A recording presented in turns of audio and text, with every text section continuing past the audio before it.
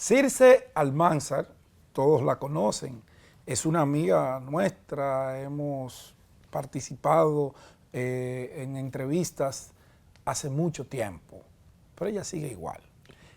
Hoy ella no está con los empresarios de manera como asociación, sino con la Asociación Dominicana de Productores de Ron. Ese ron que usted se toma, Circe es que defiende a los productores. Bienvenida, Circe. Gracias, ¿Cómo estás? Pedro, gracias, María, por estar con ustedes. Hacía tiempo que no. Así es. Yo siempre disfruto estar con ustedes. Y nosotros contigo. Una dama del empresariado dominicano. Creo que ella es la cara femenina del empresariado. No le diga de eso toda a Elena un- Villegas. No, de toda una vida. no, Lo doña Elena primero y después Circe, Claro. por un tema de jerarquía. Sí, no, y Claro. estaban las dos siempre Sí, en el mismo, y muy agradable las dos. pero de todas Gracias. maneras Circe ha seguido un poquito quizás más activa y por eso me atreví a decirlo. Bienvenido a esta segunda etapa de Contacto Directo. Y precisamente quiero iniciar como mujer con qué le parece a usted ese nombramiento de la actual senadora del distrito en el Ministerio de Interior y Policía, la segunda mujer que ocupa ese puesto. Bueno, la verdad es que tuvimos que buscar la historia para recordar Que había una, que ¿verdad? había otra. Que hubo una. En principio me imagino que todos pensamos que era la primera mujer, porque la verdad es que hay estereotipos. Como que tú siempre tienes un estereotipo de cuáles son los puestos para una mujer y los puestos que son El para un Ministerio hombre. de la Mujer, el de Cultura. Y la verdad que desde el punto de vista de la ruptura de los estereotipos es una excelente noticia. Es una excelente noticia porque nosotros tenemos que salir de ese cascarón de creer que la mujer nada más va al Ministerio de la Mujer, o que la mujer va a la dirección o gobernadora, o a las vicepresidentas, Sí, segunda. segunda vicealcaldesa. Nosotros De tenemos adorno. yo diría que no es de adorno, porque la mujer donde quiera que está hace la diferencia. Así Porque es producto también de la pasión. Es cuando una persona, y es parte del esfuerzo de lograr más escaños, lograr más peldaños. La mujer se esmera más, porque es un esfuerzo de ir en la carrera de obstáculos, ganándolos o superando los obstáculos. Yo creo que sí, que ella va a hacer un papel importante. Es un ministerio complejo, es un ministerio que no ha jugado el rol que realmente la ley le manda, por la falta quizá de una institucionalidad o por la falta también de una reforma policial verdadera, porque eso pasa inclusive hasta, ha pasado en otras áreas del gobierno. Ahí se ha puesto y todos esos intereses que confluyen, Capacidad. sobre todo Gerencial y valentía. Porque en la ella- Policía Nacional, que ella es la jefa Del directa Consejo. del Consejo Policial, como esos generales que a los hombres se les hace Es la difícil. primera vez que ella va a asumir un puesto ejecutivo. Es la Así es. primera vez. Es la primera vez, vamos a darle... Pero el sí, beneficio Los de dos la que duda. tiene son electivos. Vamos a hablar de reformas en la República Dominicana. Tenemos por un lado, el presidente está empecinado en que hay que hacer una reforma constitucional porque él dice que hay que ponerle candados a la reelección que ya los tiene. Él dice que hay un sinnúmero La independencia del Ministerio de esa Público. famosa independencia del Ministerio Público, que Leonel Fernández dice eso está. Y lo ha explicado y lo ha detallado, pero Luis dice que hay que independizarlo. Esa reforma, para que en el segundo bloque entremos con la fiscal, que es la que choca con los intereses directitos de ustedes. ¿Qué te parece a ti, al mundo empresarial? ¿Qué opinan ustedes? ¿Qué proponen? Bueno, yo soy coherente con mis posiciones y esta es una posición de Circe Almanzar de toda la vida. Inclusive lo dije en el 2016, lo he dicho, yo no creo en reformas constitucionales permanentes como hay aquí. Sí, constante. Constantes. Ahora, por ejemplo, para 2 puntos. Exacto, yo pienso que nosotros nos abocamos en el 2008, 2009 a crear conformar toda una consulta ciudadana, se hicieron todos los procesos, de hecho yo mismo me involucré muchísimo en esa reforma como sector empresarial en su momento.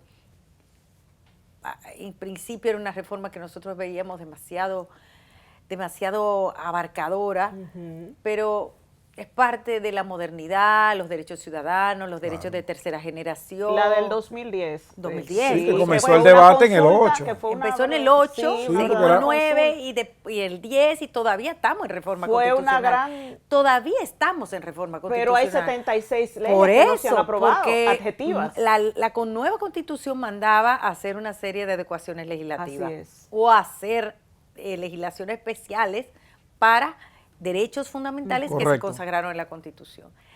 Entonces, yo no soy de la opinión de que de que debemos acudir a una reforma constitucional. Les respeto su derecho a cualquier mandatario que entienda que debe dejar un legado. Se lo respeto, porque creo que ese es el tema. Sí, yo también. O sea, los presidentes quieren dejar legados para el porvenir, y creo que el presidente lo ha dicho en varias ocasiones de que él quiere dejar como legado el tema de la independencia del Ministerio Público, que para mí es más un tema del día a día y de la practicidad que un tema de la Constitución. Exacto. O sea, yo soy de esa Su opinión. propia ley. Pero bueno, él es el mandatario, él tiene su derecho y tiene una iniciativa legislativa. Entonces, creo que Y ahora tiene todo el Congreso. tiene todo el Congreso. Ahora bien, para mí hay temas fundamentales o temas más fundamentales en este momento que debemos abordar. O sea, la misma, a pesar de que nosotros, como yo me pongo el sombrero de ADOPRON, entiendo que para nosotros es muy cuesta arriba crear o incrementar impuestos. Entiendo que es importantísimo la reforma fiscal, Claro. porque nosotros estamos llegando a unos niveles hemos llegado a unos niveles en que, si bien nosotros nos está yendo muy bien económicamente, Pero a base de préstamos. Pero y exactamente, el pago de tenemos un intereses. déficit que ese déficit se ¿A convierte qué en más costo? endeudamiento, entonces es un costo demasiado grande. El tema eléctrico, señores. Sí. El tema eléctrico, que no es tanto una reforma a nivel legislativo, porque cuando hicimos el pacto eléctrico Pero no ha servido para no nada. era lo que hicimos fue un plan para aplicar la ley, un plan a 6 años. ¿Por qué? Porque estaba tan mal el sector, tan ajeno a la aplicación de la ley, que para tú evitar que la población sufriera por el exceso de costos que tú tenías que implementar, tenías que hacerlo en una gradualidad. Nosotros planteamos, lo primero es transparentar la tarifa. ¿Por qué? Porque la gente tiene que educarse, tiene que saber cuánto el gobierno le está dando, porque no se lo está, o sea, lo está dando y eso lo está pagando por otro lado, por impuestos. Claro. Así es. ¿Entiendes? Porque te lo está regalando por un lado. Entonces la gente tiene que entender, ¿verdad? Y además hay que sincerar, hay que hacer un trabajo desde el punto de vista técnico que no se ha hecho. No hay conciencia. en Y ese evitar un sentido. costo político muy grande, porque es verdad que es complejo después de tanto tiempo que no se ha aplicado la ley como debe ser, entonces ya aplicarlo de golpe sería muy costoso. Pero otra de las reformas importantes está en las reformas laborales, la reforma de la seguridad social. Páramelo ahí, Esos son que eso es demasiado importante Así es. y yo quiero que nos extendamos un poco, pero debo hacer una pausa. ¿Cómo no? Circe Almanzar, ya volvemos.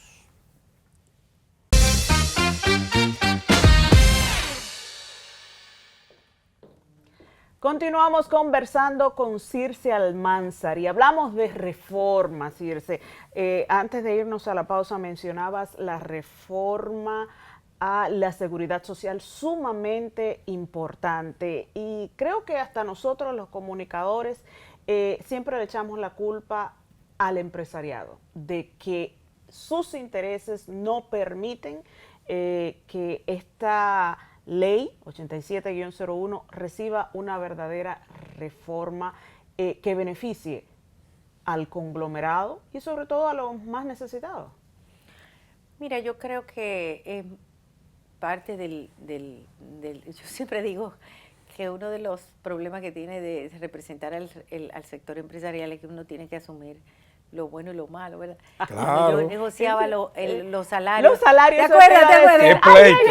ay, Dios mío. Yo decía, es que ustedes no saben lo que es colocarse en este rol. Es pero sentarse bueno. ahí, no es fácil, no es fácil. Pero- Ustedes siempre han sido lo malo del cuento. Pero nosotros, yo te lo digo porque lo viví. O sea, yo fui parte del Consejo de la Seguridad Social 4 años y yo viví como nosotros fuimos víctimas de quizá de muchas malas interpretaciones, porque el sector empresarial trataba siempre de mantener la institucionalidad en el Consejo de la Seguridad Social, siempre lo ha tratado. Claro está, eso no quiere decir que no representara intereses, porque nadie aquí viene a decir que eso es ilegítimo. O sea, todo el mundo tiene derecho a representar sus intereses de manera legítima. Esa es la democracia. Claro, Esa es la democracia y yo lo digo con mucho orgullo. Ahora bien, yo pienso que la reforma de la seguridad social tiene dos ámbitos o dos espectros que juegan un papel importante. Uno es en el propio Consejo de la Seguridad Social, que es más administrativo, que es donde se da el día a día, que se están dejando pasar cosas que han mermado o que han provocado quizá un debilitamiento del mismo régimen de seguridad social. Y es un consejo tripartito. Es un consejo. Y todos tienen derecho a veto. Sí, pero el tema es que quizá no estamos viendo las cosas con una visión de largo plazo. Por ejemplo, cuando no tomamos decisiones en su momento del régimen contributivo subsidiado, que es tan importante para la gente que es, por ejemplo, un profesional independiente, eso tiene ahora mismo un costo que la gente no lo está valorando. Un costo que es que tú tienes 2 millones de personas en un régimen subsidiado. Y no es verdad que aquí hay tantos pobres. O sea, lo que pasa es que tú estás subsidiando personas que pudieron haber pagado por un régimen de seguridad social, por una seguridad social. Entonces distorsionaste. ¿Y qué pasa también con el tema de la atención primaria? El Estado distorsionó, el gobierno distorsionó. Todos distorsionamos porque se permitió y se aprobó en el Consejo. O sea, en cierta forma son decisiones conjuntas. ¿O qué pasa cuando tú mencionabas de chance antes de entrar al programa con los trabajadores de la construcción? Sí, el FOPTECON. FOPTECON. ¿Qué pasa con que no se ha Eso decidido? es otra TCS que hay por ahí. Exactamente, eso son distorsiones. Sí. O sea, no se ha podido resolver algo que es administrativo, ¿entiendes? ¿O qué pasa, por ejemplo, con la cobertura del régimen? Cuando dices que es administrativo ponerlo a ellos dentro del marco de la seguridad social. Claro. Pero ellos tienen una ley que los creó. Pero tienen una ley, pero si tú tomas la decisión desde el punto de vista como mandaba la ley, que era un estudio actuarial, claro, porque habían varios fondos de pensiones hechos por ley. Y fueron eliminados. Y fueron eliminados con un estudio actuarial como lo demandaba la ley, se fueron creando y se pasaron a AFPs. Exacto. Entonces eso podía pasar. Es que está bajo la sombrilla de la ley 8701. voluntad política, voluntad del Entonces, ¿por qué con ese sectores? segmento no? Si es un segmento que dice proteger. Porque son stakeholders que se empoderan en un momento determinado, no se tomó la decisión y crean distorsiones. Porque yo te digo, ¿cuál seguridad social para los trabajadores de la construcción donde el 90% son indocumentados? ¿Quién me garantiza a mí, como constructor, en el hipotético caso, que lo que yo le estoy aportando a ese fondo va a ir de verdad a la mano de la gente que se ha matado trabajando en la construcción? No solo eso, sino también cómo tú resuelves que de verdad ese trabajador de la construcción sea realmente un contribuyente a la seguridad social. Porque no lo es. No lo es. No lo es. Hay distorsiones. Y pasa también, por ejemplo, los pensionados no tienen todavía cobertura de salud. Es una decisión administrativa. Eso no tiene madre. Cuando tú más necesitas un seguro, te lo quitan. Circe, tú decías que es urgente, y así lo dicen los organismos internacionales, que desde hace tiempo es urgente una reforma fiscal. La Estrategia Nacional de Desarrollo manda a un pacto fiscal, pero sin embargo lo que se ha hecho son, parches, a decir, parches. Los denominados parches. ¿Cómo los afecta o cómo nos afectaría a todos esta reforma? Al ron, aquella vez le pusieron un 52%. Impuesto que bajó alrededor de un 30% la comercialización. 52, ¿dividido cómo? En 4 años. En el 2012 se planteó y un incremento. Las bebidas alcohólicas tienen 2 impuestos. Un impuesto al precio, que es al valoren, y un impuesto al grado alcohólico. Okay. Porque la bebida alcohólica, al ser un producto que causa externalidades, o sea, cuando tú abusas del consumo, por eso es un producto que siempre tiene impuestos, no es solamente por su recaudación, sino porque tú tienes que promover o es un producto que donde se estima que como no es de primera necesidad, tú lo puedes grabar, ¿verdad? Exacto. Entonces, aunque aquí está en la canasta básica, la bebida El alcohólica. romo, claro. Oh, ve a los barrios. Pero- Primero que lo otro. Primero. Que el dominó y el ron están en la Sí. canasta Oye, yo básica. llegaba en campaña a las 10 de la mañana a un barrio X y me encontraba 3 mujeres, óigame bien, mujeres. Con con los Bríndeme jumbo. 2 jumbo. Así mismo es, Susan. increíble. Y el fogón de tu Dios. casa está prendido. Ah, no, y es domingo. Carajo. Pues el caso es que en ese momento, a pesar de que iniciamos un pacto fiscal en el 2012, ¿verdad?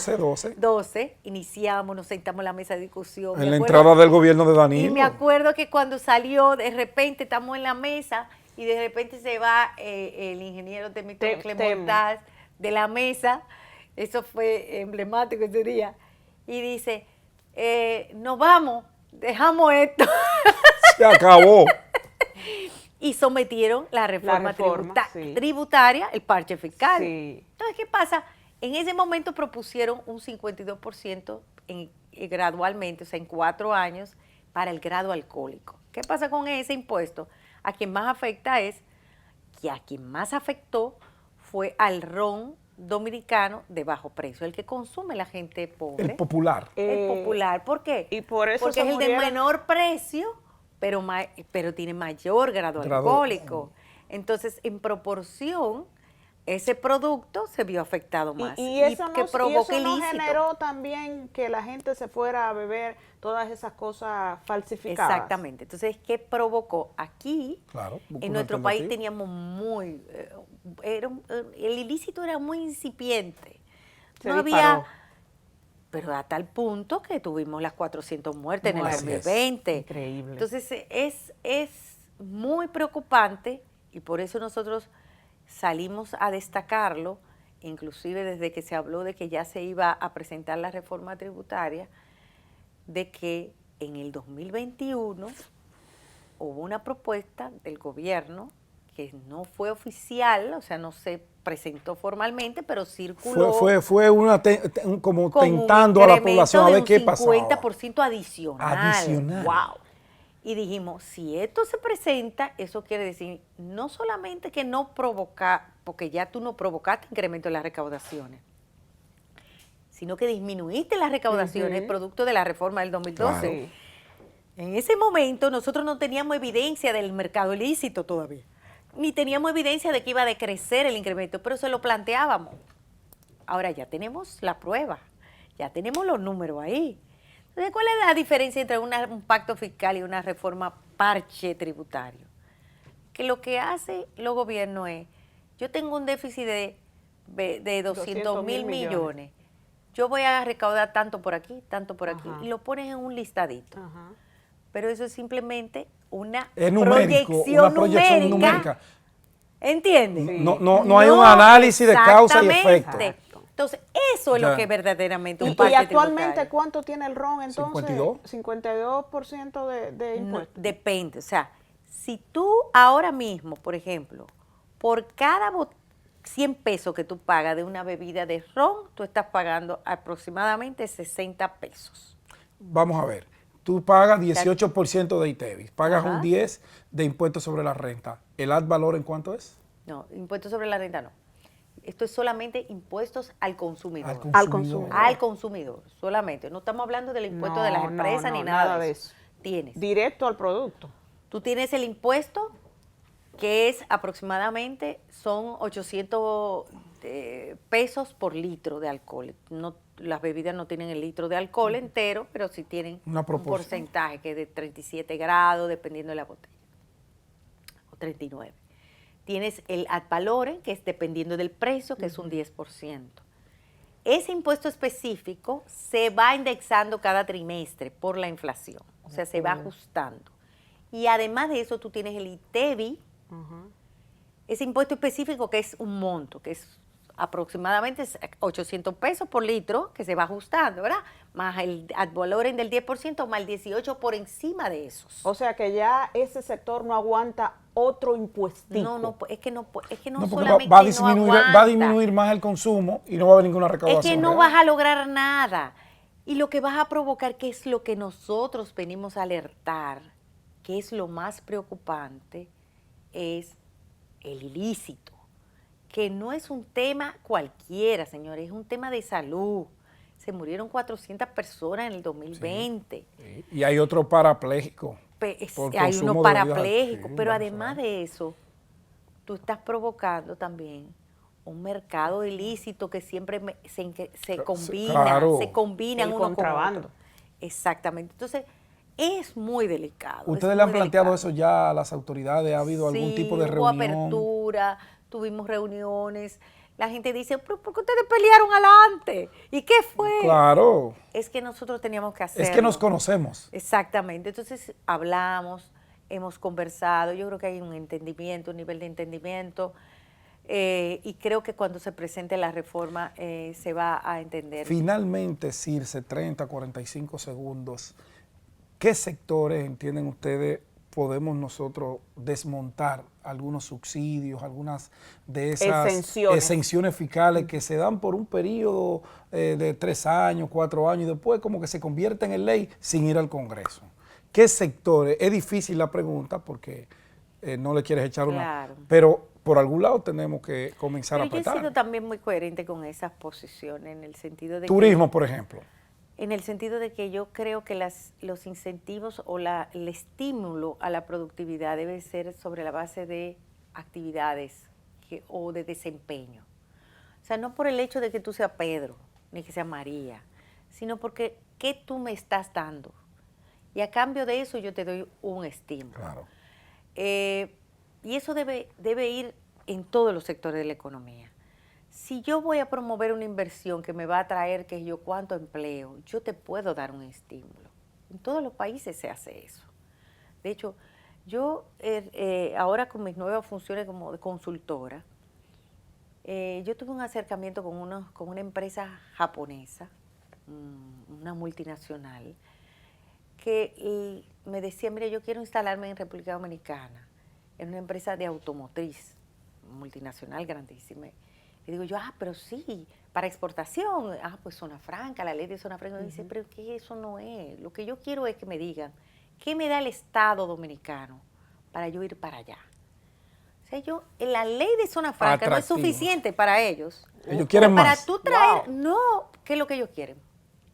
Mano de obra barata. Mano de obra capacitada. Okay. Tú me vas a educar a toda esa gente. Sí. Yo te voy a preparar a toda la gente que yo necesito para que trabaje ahí. Exacto. Y necesito que tú me hagas conectividad, necesito que tú me hagas la red de electricidad, necesito que me hagas, o sea, son cosas que no necesariamente... Como lo que estamos haciendo en Pedernales. Exacto. Le estamos haciendo todo para que usted venga. Para que usted venga. O sea, yo te preparo todo. Cuando Costa Rica logró atraer a Intel, no fue a base de solamente de que te voy a poner impuesto cero. No, le capacitó, le puso un centro tecnológico. Le montó la empresa. Todo. Le instaló la empresa. Todo. Entonces ahora mismo, por ejemplo, ¿por qué Costa Rica tiene semiconductores ya? Nosotros todavía no tenemos. No.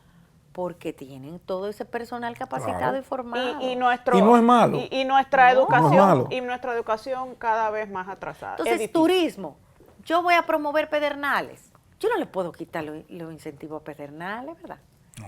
Entonces, a Pedernales no, pero a otros puntos pero sí. Otros puntos sí, porque ya pueden caminar suficientemente, solos. exactamente. Ya son industrias. Exactamente. O sea, que eso tiene que venir. ¿Qué es lo que tú estás estimulando? Y eso tiene que ser a nivel de desempeño. Correcto. Definitivamente. Circe, gracias. Gracias a usted. Siempre es un placer conversar contigo. Circe Almanzar. Ella es la representante, la relacionista de Adorron, Asociación Dominicana de Productores. Te voy a Adopron. Te voy a complacer y le voy a poner Adorron. Ponme Adorron para yo entenderla y hacérmela más fácil. Gracias a ella. Gracias a ustedes. Lo voy a proponer allá. Por favor, dígale que por nosotros. Gracias a Circe, gracias a todos ustedes por acompañarnos. La cita el próximo domingo por Tele Radio América a las 7 de la noche.